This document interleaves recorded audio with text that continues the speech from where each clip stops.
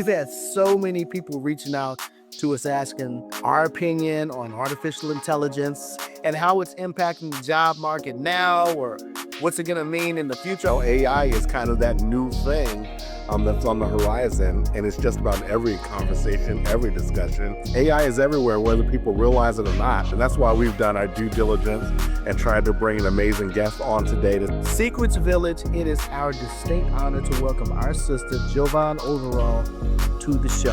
Her career has spanned from marketing and evolved into a dynamic intersection of design, technology, and entrepreneurship. In this episode, we'll talk with Jovon about her story and career journey and all the amazing work that she's been doing for our community. Like, how am I going to lead somebody if I'm standing still? It's really hard to be what you can't see because no one's really doing it well just yet. So there's still a lot of opportunity there. You're already using AI, whether you realize it or not. So just keep exploring it. KP. Man, season 7 is off to an amazing start, man. And I'm just so excited about today's episode. We've had so many people reaching out to us asking our opinion on artificial intelligence, AI, the boogeyman over here, right? And how it's impacting the job market now, or what's it going to mean in the future? I mean, we got people stopping us all the time. Oh, yeah. Asking us about It's this. a hot topic. Yeah. So where we are today reminds me of when, like, we were young and we would eavesdrop on our grandparents having conversations about robots and computers. Yes. My grandfather would put another R in there, computers. Computers, right? And how they were going to eventually put people out of work, right? Yes. And like as a kid, I didn't really understand it, but now as we start seeing how technology, happens, we used to be able to cross the bridge, and it would be a toll taker. Gone. Yeah, Gone. they went from dropping coins in the thing with no toll taker to now having transponders, to be able to do that. So he was kind of right. Some people didn't lose some Things jobs. evolve. Things evolve, and building on that, I can remember watching the Jetsons. Remember watching the Jetsons way back in the day. You had the flying cars and all that stuff, and you work for a couple of years trying to do that at one point in time. But it's crazy. Yeah, technology changes, but playing it forward to today, AI is kind of that new thing that's on the horizon, and it's just about every conversation, every discussion, and it's embedded like in everything already. AI is everywhere, whether people realize it or not. Whether it's at school, your workplace, on your personal computer, it doesn't even matter. So, to your earlier point, if we don't evolve with technology, we're going to be the dinosaurs, right? At the end of the day. And we don't want that to happen. And that's why we've done our due diligence and tried to bring an amazing guest on today that's going to talk to us about how we can best leverage AI and talk about product design and why it's so important, and why it's so important to have like our voices in that process at the end of the day. So, PR, why don't you go ahead and do your thing and introduce our guest today? Okay. Well, look, so I know her personally, so I'm gonna have to put some stank on this one. Okay, I'm gonna have to go ahead and introduce her. So y'all give me just a little time here, but we have Jovon Rossman, who is a seasoned design leader, in the workforce. She's an educator, she's a coach with receipts for guiding top-tier digital product teams through transformative growth at some of the most globally recognized brands. As a self-taught designer with a business background, her career has spanned from marketing and evolved into a dynamic intersection of design, technology, and entrepreneurship. Like, she's out there trying to get it done. You know what I'm saying? Right. Yep. During her career, she launched her first creative business in Los Angeles, delivering branding and digital experiences for clients in the music, fashion, and film industry. Jovon has been committed to the design community, serving in an executive and advisory role for youth-focused nonprofits in tech and design. So again, we know we need that stuff. Absolutely. So out there putting in that work. As an adjunct professor and professional coach, she cultivates diverse talent, especially among underrepresented creatives, through mentorship, advocacy, and curriculum development. Her coaching practice centers on empowering early to mid-career creatives in corporate and freelance, helping them navigate the business side of design. She integrates emerging technologies, including AI, into her leadership and teaching to ensure relevance and resilience in a rapidly evolving field. She is also committed to lowering barriers to AI adoption by making emerging technologies more accessible and understandable for her students and clients. So she's already talking about me and you. Absolutely. That's Okay. just you. Just you. You're probably right. You're probably right. Okay. So, driven by purpose and personal experience, Jovon is dedicated to being the leader she once needed, making the path to creative leadership more accessible for the next generation. Secrets Village, it is our distinct honor to welcome our sister, Jovon Overall, to the show. Thank you. Thank you so much for having me. I'm really honored to be invited here today. I'm really excited for this conversation. These are topics that I am extremely passionate about. Awesome. And I'll extend my intro to you also, Javad. I'm so excited about this conversation. In this episode, we'll talk with Javad about her story and career journey and all the amazing work that she's been doing for our community. We'll explore how she got inspired to become a thought leader and teacher on digital product design and artificial intelligence. We'll also, as we normally do, provide some receipts on the changing dynamics of technology and its impact on our immediate future.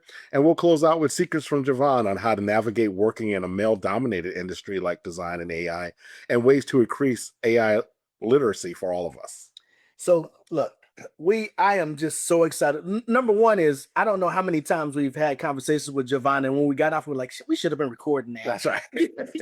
Saying so. right. So this is our attempt, to That's bring you right. all under the That's tent right. on conversations we have with her all the time. But Jovon, as we start this discussion and introduce you to the Secrets Village, can you please just take a moment to bring our listeners up to speed on who you are, what was your upbringing, educational background, and more importantly, like your career journey? Yeah, absolutely. So I'm originally from Seattle. I've also lived in California and on the East Coast for a bit. But my mom was a technical project manager back Mm. in the 80s when I was younger. And then I had an uncle who was a computer scientist at Boeing. He built us our first computer when I was 10 years old. And a Wow. year before that, my dad bought me my first computer. Now, this computer, it was from Radio Shack, for anybody who still remembers Oh Radio yeah. Shack. Yeah, I remember Radio Stack. Oh, that's right. We going way back. I love it. I'm I'm really dating myself here, but, so it was like the opposite of a Mac where the CPU is actually built into the monitor. The CPU is actually built into the keyboard, and you had to hook it up to a TV. Oh And wow. it had no storage. It had memory, but it had no storage. So if I was working on something, I couldn't turn the computer off, and it didn't have a disk. So you was hogging up the TV. You was hogging up the TV, man. You couldn't even watch my show.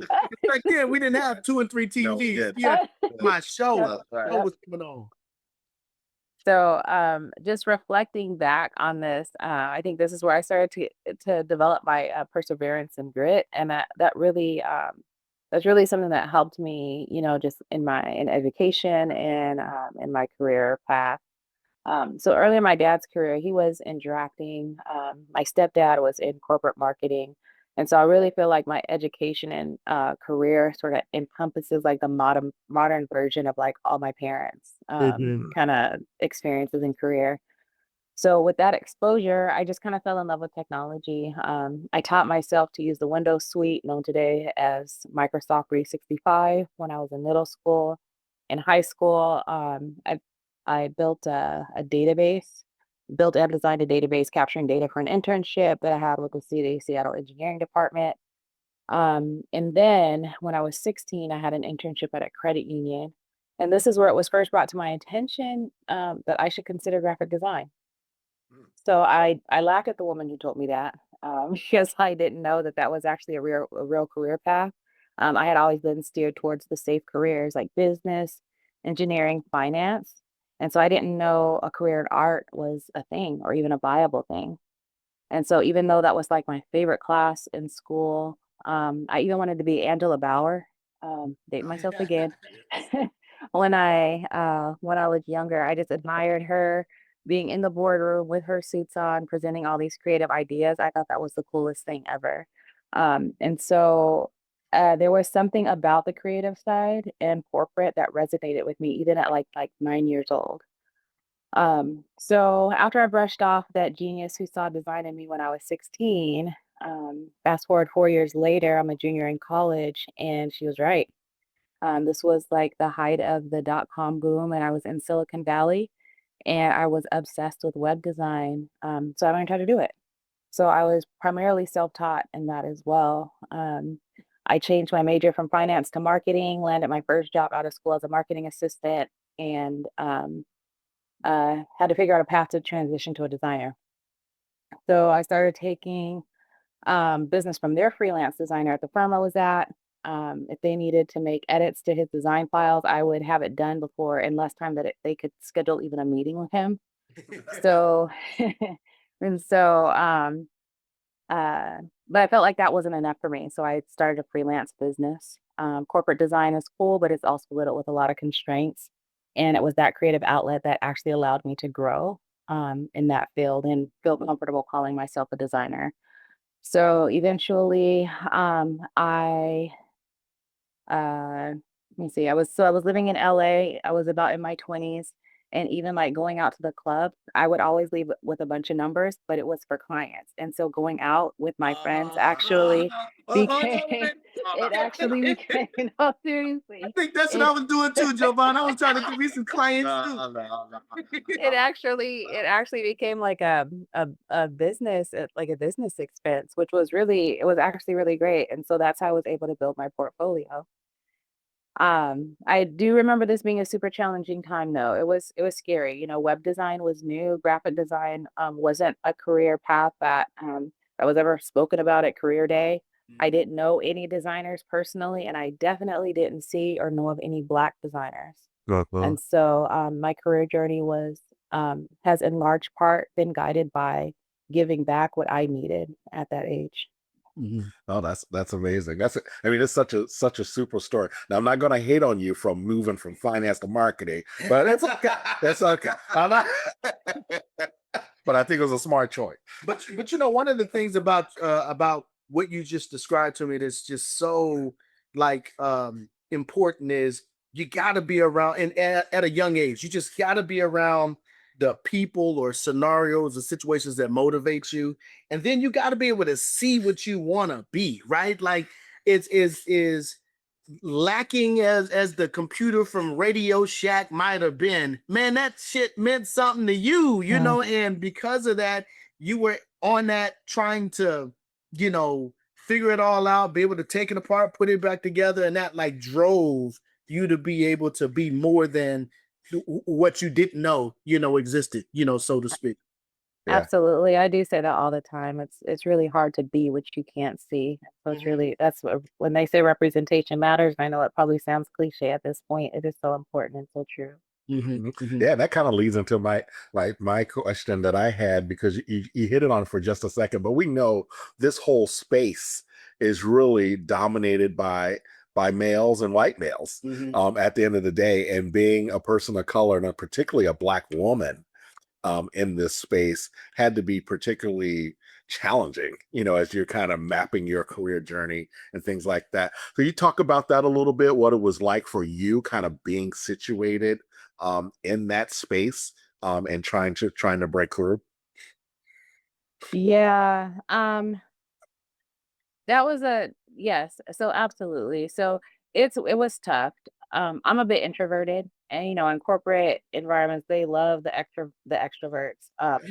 And I've never been the person who's spoken to be heard. I just want to actually like provide value, and it takes me and I process differently. So um a lot of times in corporate, it's who's coming up with the best ideas the fastest.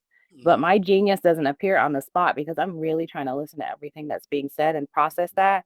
But give me an hour after the meeting, and I'm going to have the idea and the plan, and it's probably going to be pretty accurate. Ooh, you feel like you're Um, talking in the mirror. Yeah. Talking to me. Keep on speaking. And so, I mean, I've been afraid to take risks. Um, this is where I think sometimes we do our kids a disservice by telling them they have to be twice as good, because I think I had that in my head. And so I think that's actually one of the things that strive to perfection that prevented me from trying things Mhm. sometimes. Now, of course, we want them to be prepared. We want them to know. But I think we need to balance that a little bit. Um, so I like the first promotion that I got was a lesson in that. And I'll never forget it. I was at the company for 7 years and I had never gotten a promotion. I was still in the same like initial design role, IC role that I was in. So no promotion, no title changes. And at one point, they were bringing on more designers, and I was like, "These designers are not gonna be at my same level, and I've been paying my dues for 7 years." So I wrote And hopefully you didn't have to train those new ones when they came on board either. and have the same title as them. Yeah, Yeah. exactly.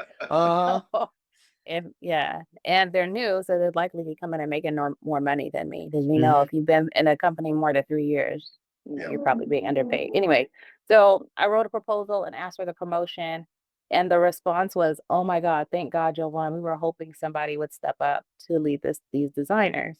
And it dawned on me that this at that point, like promotions are not necessarily just given. I was waiting on them to realize okay, well, it's time to promote her. And instead of just asking for it. So I don't know how many years earlier I could have actually gotten that promotion, but it took, I guess, a little bit of ego to make me even have the courage to even ask. So, um, so yeah. It's a great story. Yeah, and I think the part about this that we're not necessarily talking about is the impact on the overall generational wealth, right? Like, had you, who knows? Like, we can't go back and change time, but we can ensure that we're being intentional about asking for what we want, right? Asking for what we deserve, or at least putting your name in the hat, right? And had you not done that, like, Lord knows, That's right. you know, They still be sitting there. yeah, exactly. You know, it's Like a good government job. You just stay in your seat Yeah. 25 years. yeah, yeah. Nah, but so we applaud you. I mean, that's something we tell our listeners all the time. Closed mouths don't get fed, right? And not And at I think all, at the end at of the all. day, and they were happy. They're great if you step up, but they were happy because they didn't have to worry about that part of the work because they knew That's right. Jovon. That's right. That's Yep. right. Yep. Getting all that good labor out. Yeah, yeah, yeah. Yep. I know. Training their future leaders, right? That's another topic. But anyways, but let's change it up just a little bit here. You know, I want to talk specifically about why you began teaching yourself about artificial intelligence. Like, what inspired you to become an expert in this area, and why is it so important? Why was it so important for you just to continue down this path? Yeah. So my career has been uh kind of based on self-teaching myself, and you guys touched on it earlier with evolution. Like we have to be continuously evolving, especially in tech because it moves so fast. So any role that's considered a tech role, like product design or digital product design, like you have to stay on top of the technology. We're in the fourth industrial revolution, believe it or not. We are. And AI and emerging technologies uh, is like the tech boom of the late 90s. And so, or the late 1900s, as my kids say. So I've seen what happens to people that don't keep up. I remember conversations with designers who refused. They were like, they were adamantly against digital design and learning digital design. And I really wonder like where their career paths are today, or if they're even still in the field, because you can get print designs anywhere. There's tons of websites where you can get these pre-made print designs. And so just being a print designer is not going to cut it. And just that strong resistance, it's just also always been a lesson to me, seeing how like, you know, the dot-com era, how that really accelerated everything. So um we already know I have a history of self-teaching. And so again, that's just part of my way of growth. And so also most importantly, as a mother and an educator, as a design leader, like how am I going to lead somebody if I'm standing still? So Mhm. that's my why. No, that's it's amazing. I love that last one right there too. I've got us over here. I'm into the creature. Yeah, I'm going to borrow with pride. no, what I just heard. no, and I remember a conversation we were having as we were thinking about this podcast, where you were talking about the HBCUs and how they're not preparing Yeah. for future, could you just talk a little bit about that also? Yeah, so that one's actually really important to me, and that one's weighing really heavily on me. So I've started a coaching business, and one of the things that I plan to do in the future is also extend start a nonprofit for education. I have been in situations where I've been interviewing interns Mhm. and for a company who heavily recruits at HBCUs, and I could not honestly um, move any of those interns on to the next process. I mean, and this is even just from the resume review. Mhm. I could and reviewing their portfolios without even speaking to them. I couldn't ethically move them on to the next process because they weren't being taught Right. enough to keep up. And actually trying to move them on just because the color of their skin would have been more of a disservice than anything. And so, curriculum design, curriculum development is really important to me. And um, we really need our students to be able to understand or to be taught the same so that they can keep up. And this is why even previously I'd done so much volunteer work primarily with uh, with organizations serving underrepresented communities like Black Girls Code. And that one was really important to me because when I was growing up, Black Girls Code was in my bedroom with that Yeah, Radio Shack yeah. computer. Like there Uh-huh. was no Black Girls Code. And so It if there's started an at actual Radio Shack. That started at Radio Shack, boy. and so if there's an organization that's actually doing that, it's something that I wanted to be part of, but actually seeing like the quality of work that's coming out of our HBCUs, it's a little bit antiquated. And so um, yeah, we need to make sure that our students as well are being taught at the same level. Yeah, for sure. And that's the thing that, the thing that's interesting about AI, at least a couple things that I've seen early on is kind of that low barrier. I mean, there's a huge low barrier to entry, Mhm, ability to get mhm. into AI, to use it, to experiment with it, to play around with it, all of those things.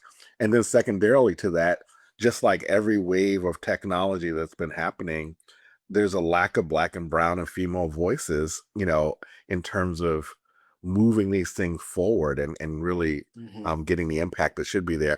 What's your perspective on those two observations that I've had so far? Yeah, I totally agree with you.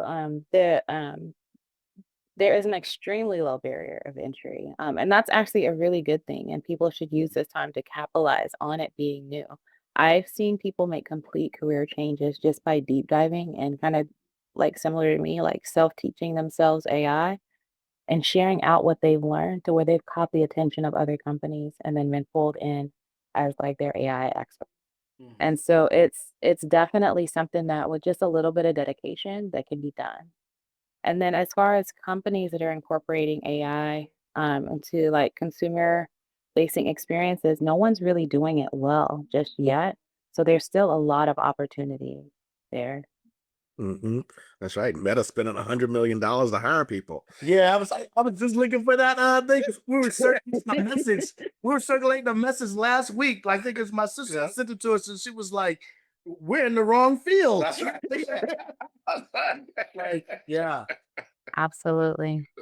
You look. I think this like well, I'm predicting this might be our final question, but you never know how we get motivated around here, right? But and it relates to this last, right? Digital design and AI will require like a broader spectrum of voices and lived experiences to truly maximize like its benefits. Like we talked about this like in other conversations, and not to continue to perpetuate like the stereotypes and false information, right? So do you have any suggestions on how we can just close the gap between how corporations traditionally operate and how creativity and inclusion could lead to more powerful and profitable products and services? Yeah, this one is actually really easy, but it's really difficult, especially with this current administration. So, like in 2020, there was a strong pendulum swing where everybody was shifting towards DEI and they were actually paying attention to us for a while. Like how many of us uh had people reach out like, "Oh, can you share with me your story?"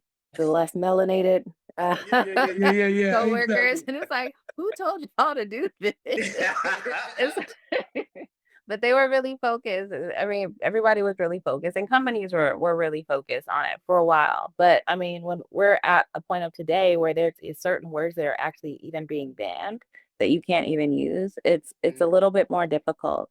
But one of the things that I always pride myself on is trying to hire diverse teams. You have to have, and this is going to sound like, oh, yeah, obviously, but you have to have in design and product design, you have to have people that represent the people that you are designing for. Otherwise, you're going to miss the mark as far as what they need. Like you can do all the user research and interviews you want, and that's definitely a huge step forward.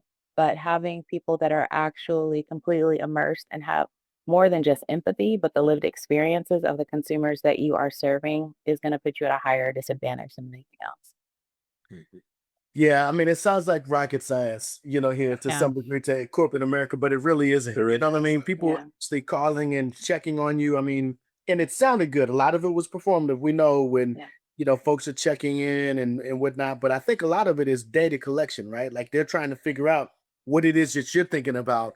And then they're trying to go ahead. This is the conspiracy theorist in me, right?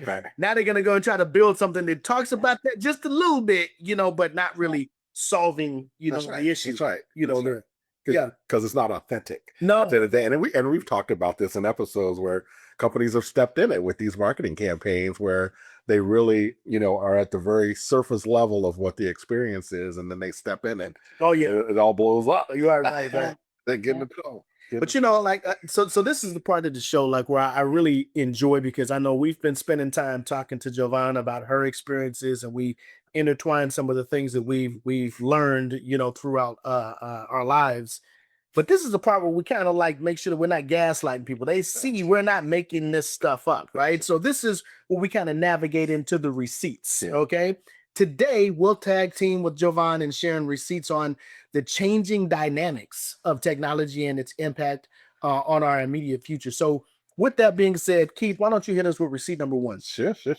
We'll start by looking at the product design side, and as Jovon was talking about, and according to the latest demographic statistics from Zippia, approximately 74% of product designers are men, and 26% are women.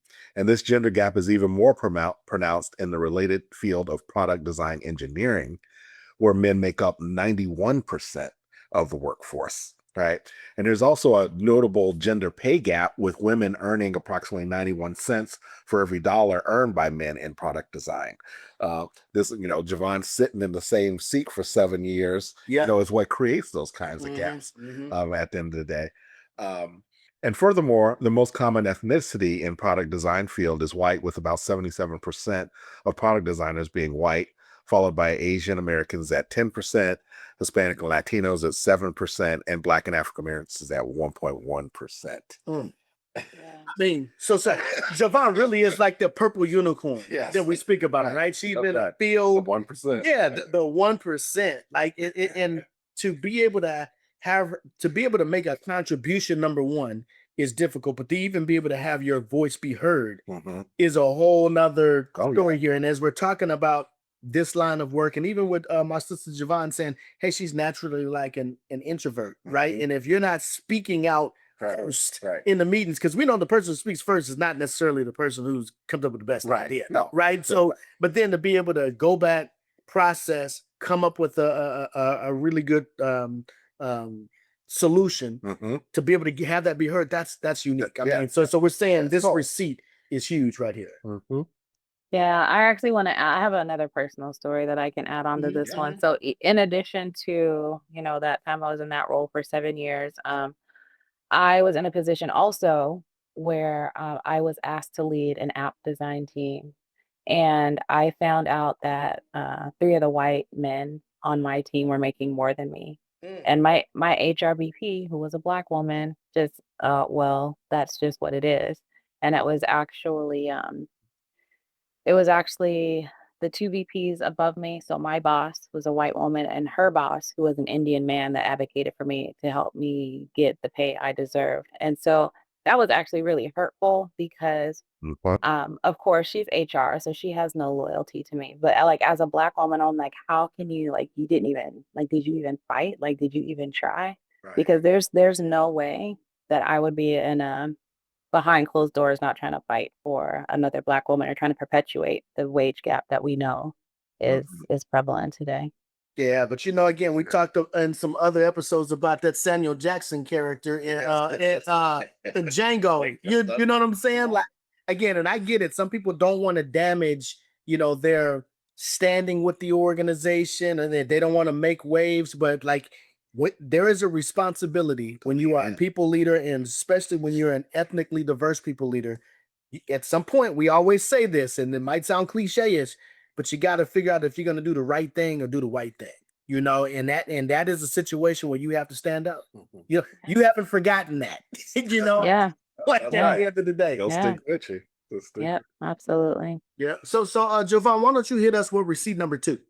Yeah, so receipt number 2, in a recent article by Medium, shared that the lack of diversity in the product design industry has been a significant topic of discussion as it can hinder the creation of truly inclusive products. So a diverse team brings a wider range of perspectives and experiences, which can lead to broader market insights, understanding the needs and desires of a diverse user base, reduced bias, which is really important, and preventing the designer's own biases from being unintentionally embedded into a product. Also, increased innovation. So, diverse teams are more likely to generate creative and effective solutions for a wider range of users. And I can say, yeah, as a designer, and that's kind of the topic that I was just talking about previously. But as a design leader, I've seen that firsthand. And then also, I'm a big advocate of design thinking and group brainstorming, and it kind of helps bring those diverse opinions together, and it also elevates those more introverted voices, so you're not always hearing from the loudest person in the room. Which again has been proven is not always the best idea. Right, exactly. So yeah, no, I appreciate that receipt in more ways than one. Look, receipt number 3, and now we'll kind of share some receipts on AI. You're kind of switching it up just a little bit. But a Harvard Business Review, hello Harvard Business Review. We keep using y'all. That's right. We're still looking for that sponsorship deal, OB. Okay, but Harvard Business Review, in a Harvard Business Review article, it shared that just by using Chat GPT, people are more efficient. There's a 12% increase in task completion. Tasks are done 25% faster and at a 40% higher quality. Like, so again, I think, look, we can talk about how kids struggle in school and now they're using Chat GPT to kind of help them get started. Some of them are using it for more than that, but to help them get started. Yeah. But I encourage my team, even like, you cannot be a good writer, and try to manage messages up, right? So before you send it to me, run it through Chat GPT to make sure it's okay. Yeah. Before it goes to the CEO or this and the other, there's nothing worse than not utilizing the resources that are available to you. Yeah, just to give you a little idea, those types of things. And in finance, I mean, it's showing up in a lot of different places with a lot of transactional things that we're doing and contract reviews. I've used it for contract reviews and there's all kinds of things. So it's a tool to just use and play around with. And, you don't trust it 100%, but at least it gets you part of the way there and take a little work out of the system. No, absolutely. Absolutely. It's just like Cliff Notes back in the day, all of those types of things, right? So, but again, this is the new evolution here. And receipt number 4, according to a recent study by PwC, AI could contribute up to $15.7 trillion. Trillion dollars to the global economy by 2030. So just in the next 5 years. And a study by the World Economic Forum stated that AI could displace 85 million jobs by 2025, but also on the flip side, create 97 million new ones. So this is the transition, like Jovon, you pointed out, this is kind of the 4th wave we're in right now. And we saw it when the internet came online, we saw it, and social media came online. So, there's a transition that happens, but usually there's a net gain out of all of this if you embrace it. That's exactly it. If you embrace it, yeah. Yeah. Then we think about what is the national debt right now? Like all of these types of things, right? I mean, we're talking about 97, 16 trillion. Yeah, 16 trillion and create 97 million new jobs, like all of these types of things. Like this is not like rocket science here, right? We're talking about what makes the most sense. Yeah, yeah. I have another receipt on AI. So for all of you guys that are maybe a little hesitant, or you may know people that are hesitant to use AI, you're already using it. A recent report from Technology Partners explained that the presence of AI in the daily life of consumers is more prevalent than we realize. So while only 33% of consumers think they actively use AI platforms, actually 77% interact with AI powered services and devices every day. Every day. So they getting tricked. They getting tricked. If you're using it. Like, I mean, think about it. Like, we're talking about I was literally like talking out loud saying, I wonder what the difference is between pavers and stamped concrete. And the next 5 minutes, I'm getting all kinds of emails come up. I'm like, it's coming up, and I'm not even realizing that's AI, related, there, right? Yeah. But again, I really appreciate like these receipts. I know even the stories, that we shared has been extremely helpful.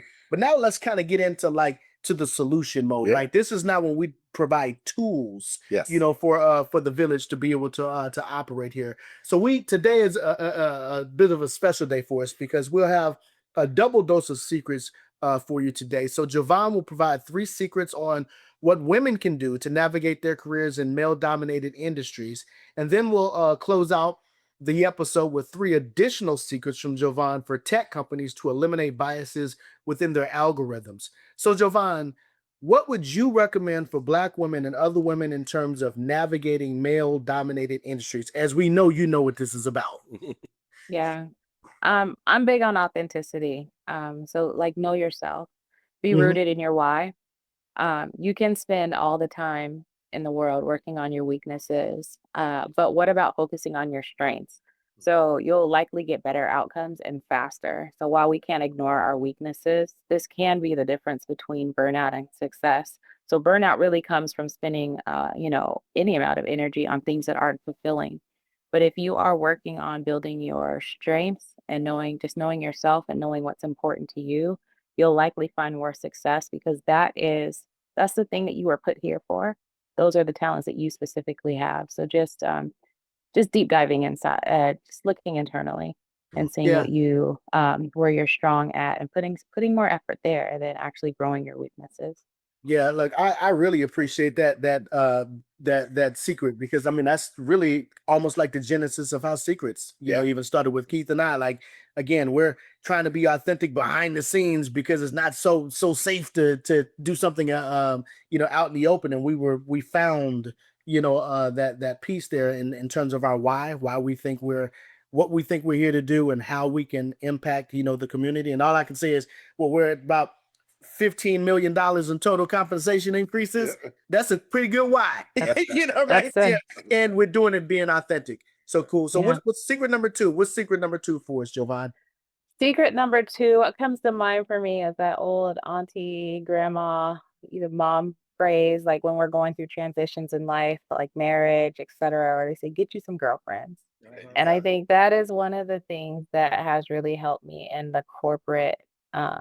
my corporate life is having some trusted friends. And sometimes they were not in the form of women. I had one role I was in, and it was a Latino man and a Black man who were like I could go to for anything. But it is good to have women that have your back, that you can like truly call friends. We can't always control toxic environments, but if you have those people that you can run to or chat with, when you're going through those situations that seem to happen, whether it be microaggressions, being treated unfairly, that can be enough to just help you get through that work day. So just finding your people, and it doesn't have to be women. I just like to get you some girlfriends. I like it. Yeah. I mean, which is cool because I mean, this again, I just keep going back to this is like deja vu moments for me. Is that's how Keith and I met. Like I was going through some capital SHIT at work. You know what I'm saying? And it was like just to be able to sit down and talk to someone and they can say, yeah, I've been through this too, or hey, this is what I would do, or hey, why don't you think about this? It's like I think key to be able to find you some friends, find you a community, find you a village, that you can tap into. I mean, these are people that I consider my friends and family today. That's right. Right. That's just sustain Absolutely. yourself. That's how you sustain yourself. Yeah. Yeah. Mhm. So secret number 3. Hit us with secret number 3. Secret number 3 is get a coach. And this is not a plug. There are 3 on this call right now, but again, That's right. this is not a plug, but it's more of a personal testimony. This is one of the things that's been a game changer for me. And I remember telling my first coach, she was like my work therapist, and my ability to leave stuff in that session, get the validation for things that were happening for me, that things were happening at work. It exponentially changed the way I showed up, and especially as a leader.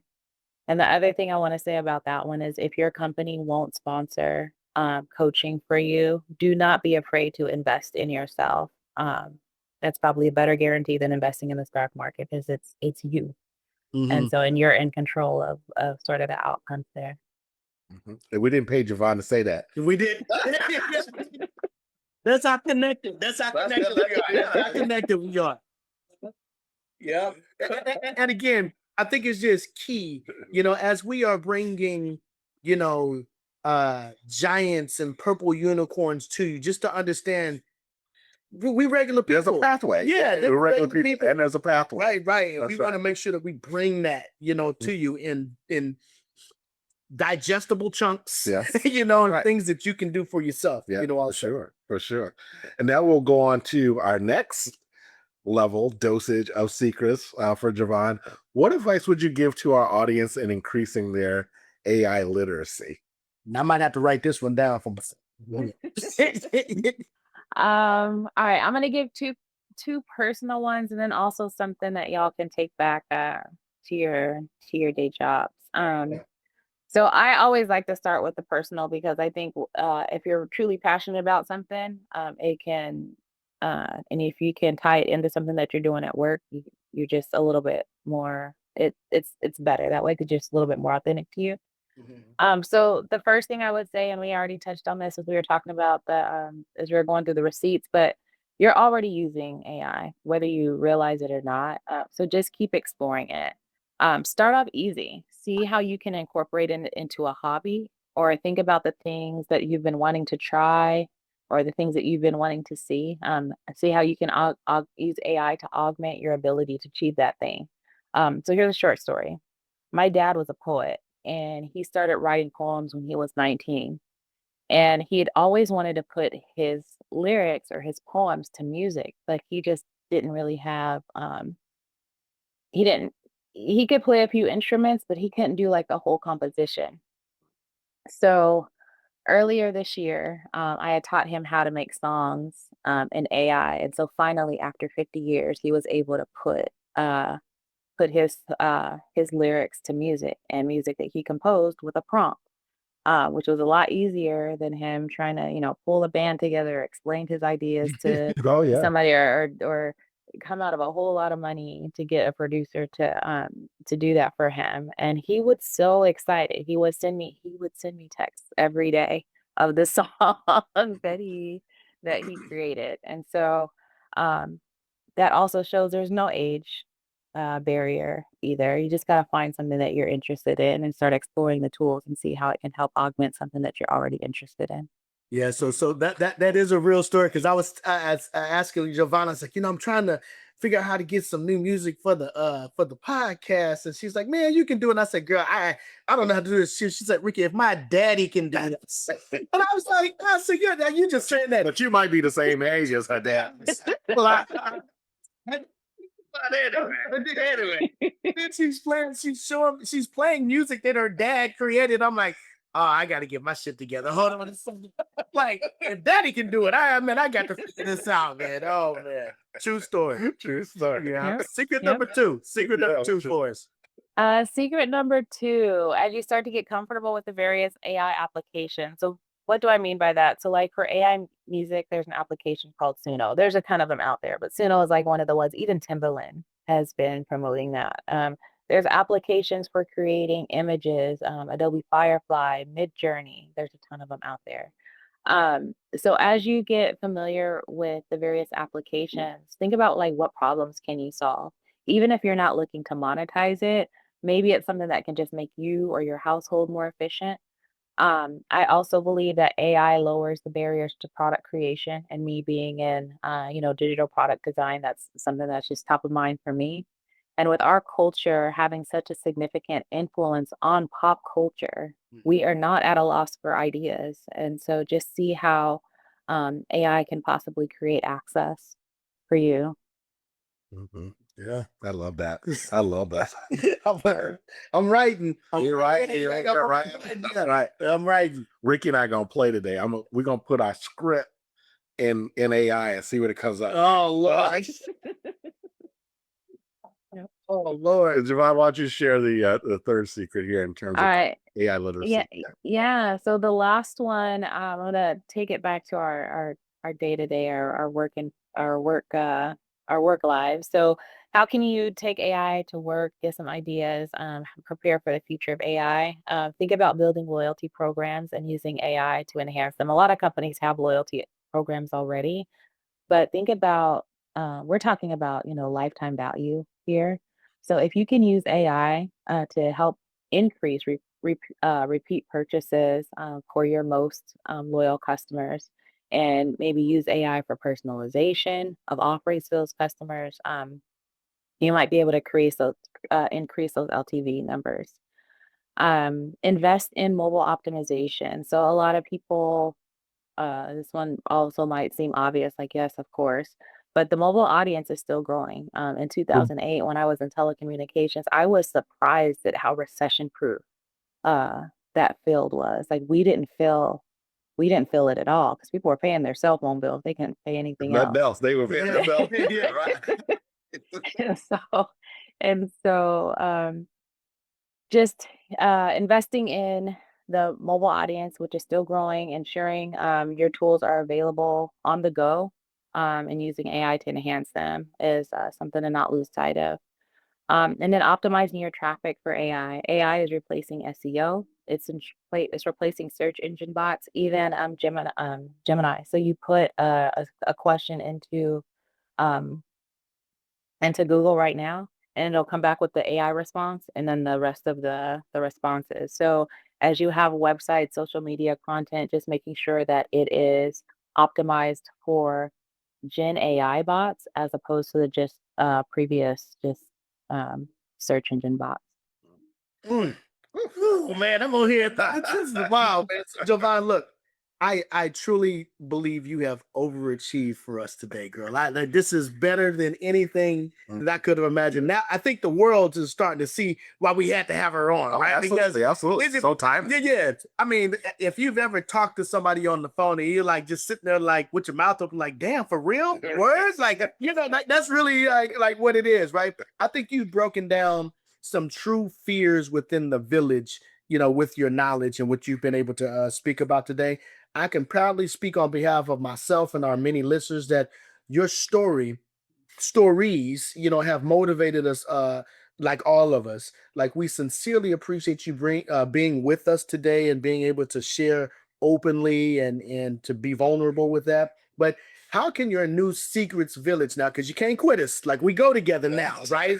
How can your secrets village get in contact with you on social media or bring you to their company for a speaking engagement? Like, how do they stay in contact with you?